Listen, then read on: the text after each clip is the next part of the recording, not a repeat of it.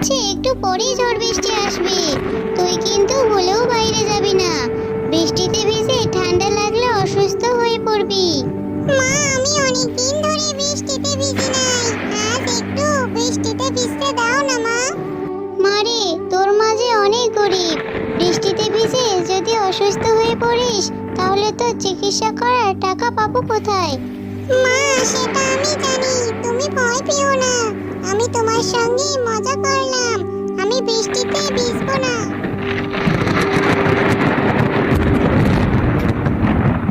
মারে, বৃষ্টি নেমে পড়েছে। এই ঘরের মধ্যে দাঁড়িয়ে থেকে লাভ নেই। চল আমরা শুয়ে পড়ি।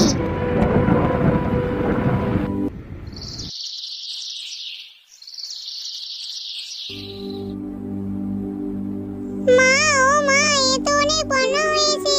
এইভাবে কিছু সময় বন্যা হতে চললে আমাদের ঘর সহ ডুবে যাবে।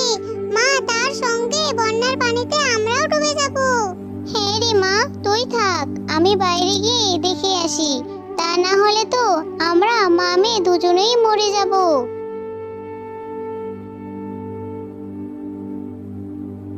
এই কি অবস্থা! বন্যা তো সবকিছু ডুবে গেছে। আমি একটা কাজ করি, আমরা মা ও মেয়ে দুজন মিলে ঘরের চালে উঠে পড়ি। এছাড়া তো কোনো উপায় নেই।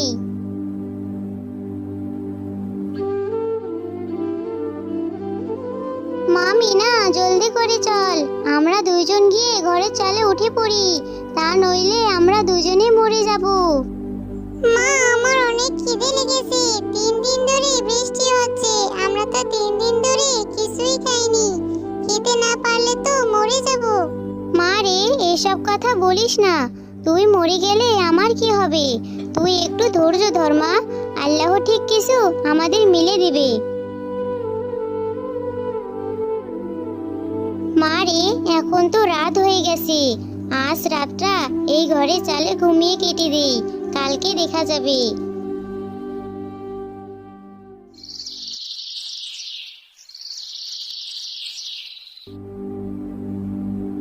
মা, ও মা, দেখো দেখো, সামনে একটা নৌকা ভাসতেছে। হ্যাঁ রে মা, নিশ্চয়ই এই নৌকাটা আল্লাহ পাঠিয়েছেন। মা মিনা, চল এই নৌকা করে আমরা বাঘিনী মামির বাড়িতে যাই। আমাদের এই অবস্থা দেখলে উনিও আমাদেরকে নিশ্চয়ই সাহায্য করবেন। বাঘিনী মামি, অনেক আশা নিয়ে তোমার বাড়িতে এসেছি। এই বন্যায় আমাদের ঘর ডুবে গেছে। তুমি আমাদেরকে তোমার ঘরে একটু আশ্রয় দাও। তোর ঘর ডুবে গেছে তা আমি কি করব? তাছাড়া কি এটা মামার বাড়ি আবদার? রাস্তা থেকে কেউ এসে আশ্রয় চাইবে আর আমি আশ্রয় দেব? বাঘিনী মামি, এসব কথা বলো না। আমি বেশি দিন থাকবো না। বন্যা ঠিক হয়ে গেলে চলে যাব। তাছাড়া আমাদের আশ্রয় দেওয়ার মতো তুমি ছাড়া আর কেউ নেই। প্লিজ মামি, তুমি আমাদেরকে ফিরিয়ে দিবে না? না না, আমি তোদেরকে থাকতে দিতে পারবো না। তোরা আমার ঘরে থাকলে আমার ঘরগুলো নোংরা হয়ে যাবে। ভাগ বলছি, এখান থেকে ভাগ। মামার বাড়ি আবদার পেয়েছি, দৌড়ে এসেছি। বাঘিনী মামি তো আমাদেরকে থাকতে দিল না। এখন আমরা কোথায় যাব? কার কাছে যাব? মা, যে ঠান্ডা লাগছে। এইভাবে আর কতদিন নৌকায় ভেসে ভেসে থাকবো? বৃষ্টি থামানোর তো নামই নেই।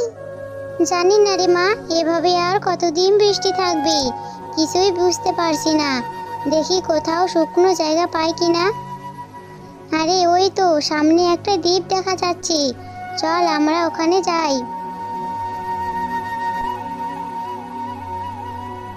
মা, এটা কোন জায়গা? এই জায়গাটা তো অনেক সুন্দর। এটা কোন জায়গা জানি না রে মা, আমিও কোনোদিনও এত সুন্দর জায়গা দেখিনি। চল আমরা কোথাও আশ্রয় পাই কিনা খুঁজে দেখি। এই দুষ্টু তান্ত্রিক, তুই এটা একদম ঠিক করতেছিস না। তুই আমাকে দয়া করে ছেড়ে দে, আমি চলে যাচ্ছি। দয়া করে ছেড়ে দে। আমার উদ্দেশ্য সফল হতে আর কিছুক্ষণ বাকি আছে। এরপর আমি মহাশক্তি লাভ করব।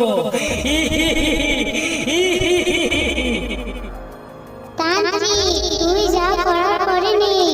তোর উদ্দেশ্য কোনোদিনও পূর্ণ হবে না, মনে রাখিস। এই বেশি চেঁচাচেঁচি করলে এক্ষুনি তোকে মেরে ফেলবো। আমি তোকে ছেড়ে দেওয়ার জন্য নিয়ে এসেছি নাকি? আজ মহাপূর্ণিমা রাত, আজ আমি তোকে বলি দিতে পারলে আজ আমি সর্বশক্তি লাভ করব, আমি অমর হয়ে যাব। মা ও মা, দেখো দেখো ওই দুষ্ট তান্ত্রিক পরীটাকে কি যেন করছে। পরীটা অনেক কষ্ট হচ্ছে মা, আমাদের ওই পরীটাকে বাঁচানো উচিত। হ্যাঁ রে মা, তুই ঠিক বলেছিস, ওই পরীটাকে আমাদের বাঁচাতে হবে। কি করে বাঁচাই বলতো? মা তাড়াতাড়ি করো, একদম সময় নেই, নয়তো তান্ত্রিক পরীটাকে মেরে ফেলবে। কি করি কি করি, কিভাবে বাঁচাই? তুই দাঁড়া, আমি এক্ষুনি তান্ত্রিককে উচিত শিক্ষা দিতাছি।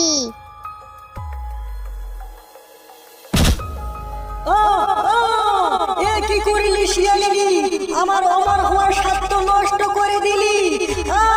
বাঁচাও বাঁচাও, মরে গেলাম। তোমাদেরকে অনেক অনেক ধন্যবাদ, তোমরা আমার প্রাণ বাঁচালে। কিন্তু এই নির্জন দ্বীপে তোমরা কিভাবে আসলে? এই শুনে শিয়ালিনী তাদের সঙ্গে সমস্ত ঘটে যাওয়া ঘটনা পরীকে খুলে বলে।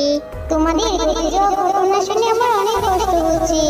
তোমরা যেহেতু আমার প্রাণ বাঁচিয়েছো, তাই তোমাদের আমি সাহায্য করব। এই নাও জাদুর তরমুজ বাড়ি, এই বাড়ির ভিতরে তোমাদের যাবতীয় জিনিস পেয়ে যাবে।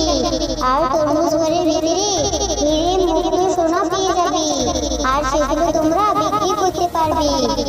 জাদুর পরি তোমাকে অনেক অনেক ধন্যবাদ আমাদের তরমুজ বাড়ি দেওয়ার জন্য। আর তোমাদেরকে অনেক অনেক ধন্যবাদ, আমি এখন যাই। আর তোমরা কোনো বিপদে পড়লে আমাকে স্মরণ করবে, আমি সঙ্গে সঙ্গে চলে আসবো। মা এখন আমাদের কোনো অসুবিধা হবে না, এখন তো আমরা তরমুজ করে যাবতীয় খাবার পেয়ে যাব। হ্যাঁ রে মা, তুই ঠিক বলেছিস, এখন আমাদের আর কোনো অসুবিধা হবে না। এতদিন আল্লাহ আমাদের দিকে